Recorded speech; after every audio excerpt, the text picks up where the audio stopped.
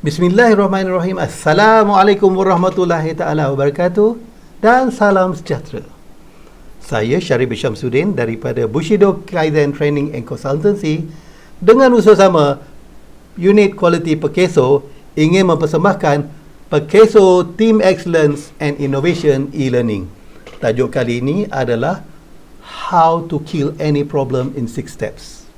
Mungkin tuan-tuan dan puan-puan tertanya-tanya, kenapa saya perlu attend kursus ni? Ya?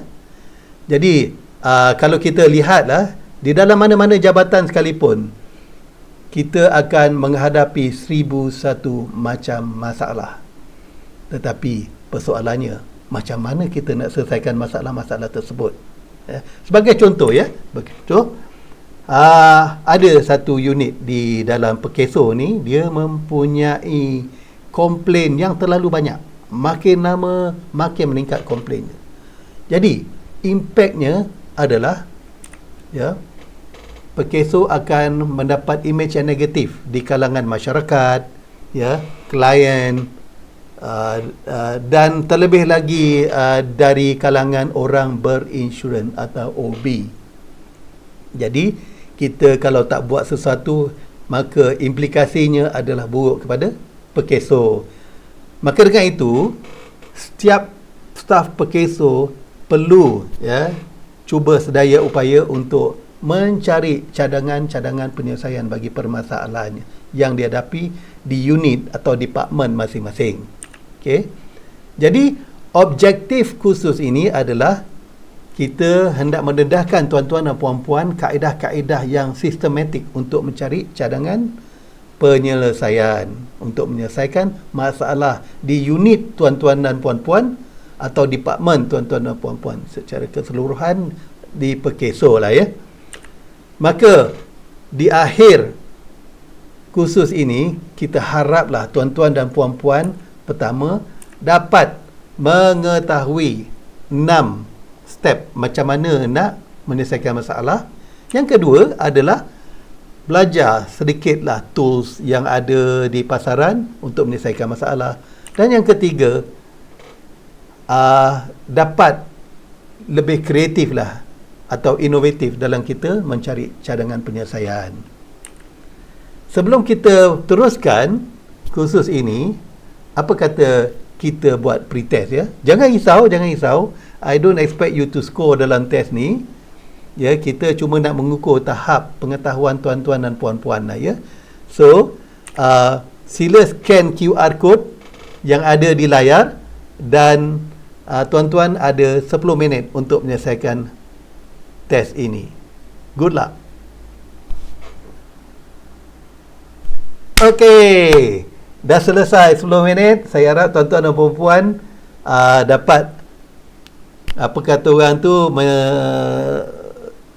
mengadakan ujian tu dengan lancar. Jangan risau kalau tuan-tuan dan puan-puan tak skor ataupun gagal ya. Ni bukan apa, I don't expect tuan-tuan dan puan-puan untuk skor tinggi-tinggi lah. Kalau dapat pass tu pun dah cukup bagus lah tu ya. Ada 20 soalan, kalau tuan-tuan dapat 10 soalan betul, memang dah cukup bagus ya. Tapi yang penting adalah post test nanti di akhir kursus lepas 4 section, kita akan buat ujian yang sama. Okey, saya harap kali ini you score lah ya. Alright, let's go to the course outline lah ya. Kita akan bagikan kursus ni kepada 4 bahagian atau 4 section ya. Dan dalam section yang pertama, kita akan cover modul yang pertama, iaitu berfikir secara analitik. Penting ya, kita nak menyelesaikan masalah, kita kena berfikir secara analitik, sistematik. So kita akan cover apa itu analytical thinking, apa aktiviti serta skill-skill yang perlu ada untuk kita berfikir secara analitik. Modul yang kedua seterusnya adalah problem solving process ya.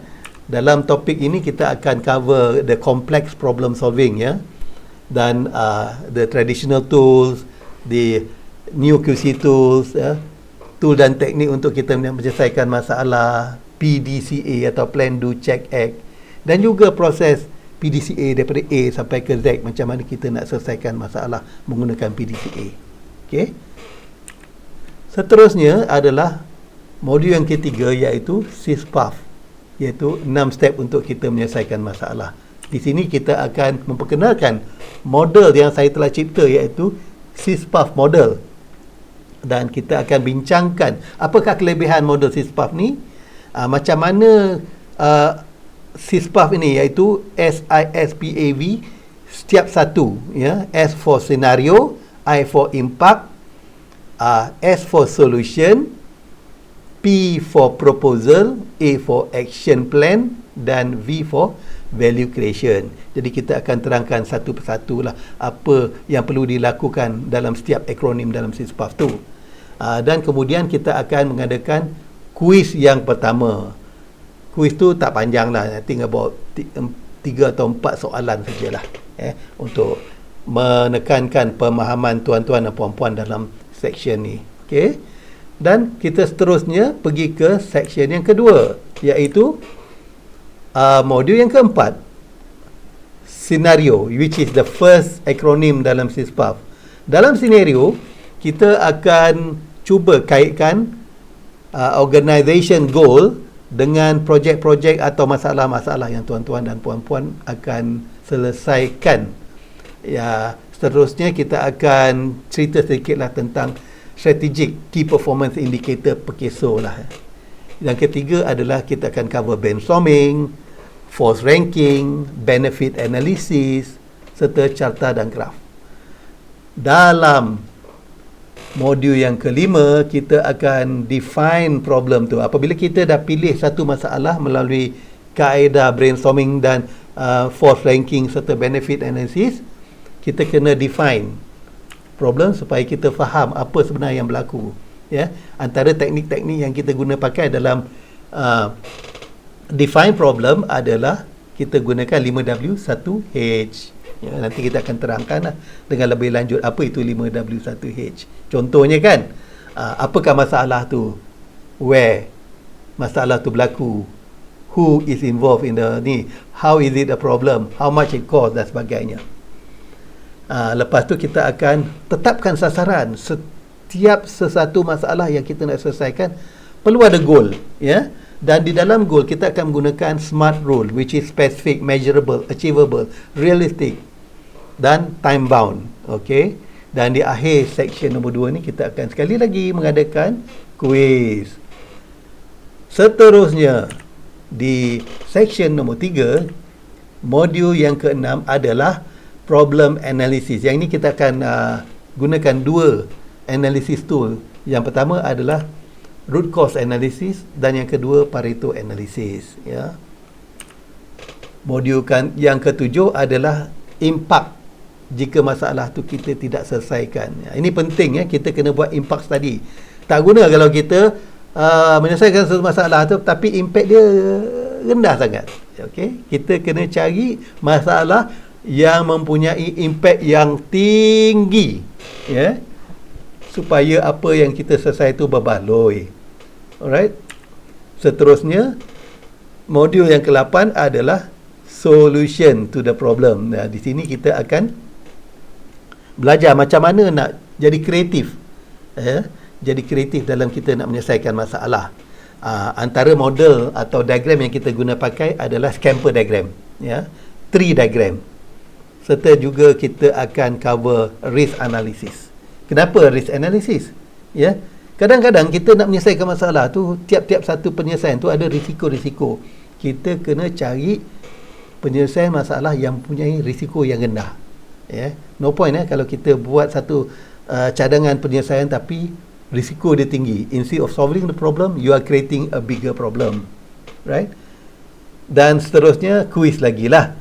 Setiap satu section kita ada quiz lah untuk mengukur tahap pemahaman tuan-tuan dan puan-puan dalam setiap section.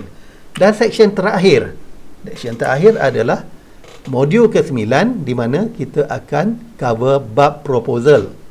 Di dalam bab proposal ni kita akan share macam mana tip-tip untuk menulis satu proposal presentation yang mantap supaya ia diterima pakai oleh pihak pengurusan, ya. penting ya, kita dah penat lelah, kita dah selesaikan masalah, kita dah cadang satu solution yang mantap, tetapi apabila kita gagal untuk mengadakan satu menyiapkan satu proposal yang longgar, jadi sia-sia lah kita punya cadangan penyelesaian itu tidak diterima. Jadi kita akan gunakan teknik SISPAF juga sebagai flow. Bila kita gunakan teknik SISPAF ni, jadi orang lagi mudah faham apa yang kita ingin menyampaikan. Ya. Untuk modul yang ke-10 pula adalah the action plan. Jadi kita dah buat propose solution tanpa planning, maka solution kita tu tidak akan menjadi kenyataan. Bak kata orang tu, if you fail to plan, you are planning your failure. Okey. Di sini kita akan menceritakan apakah benefit atau faedah action plan dan juga sample action plan. Dan modul yang terakhir iaitu value creation. Ini penting ya. Kita buat sesuatu, cadangan penyelesaian tu mesti ada mendatangkan faedah. Bak kata orang tu, kalau tak mendatangkan faedah, menghabiskan beras saja. Cakap orang 9, menghabiskan boreh tu. Itu dia. Jadi penting ya, kita perlu lihat apakah faedah yang kita dapat, sama ada faedah tu tangible atau boleh diukur, serta intangible atau faedah-faedah yang tidak boleh diukur. Lepas habis section 4 ni, kita akan adakan kuis pendek sebelum kita buat conclusion, recap, dan sebelum kita mengakhiri program ini. Kita akan sekali lagi mengukur tuan-tuan dan puan-puan sama ada you faham atau tidak dengan mengadakan post test. Okey? So itu saja dia punya outline untuk kursus ini. Mari kita pergi ke modul yang pertama.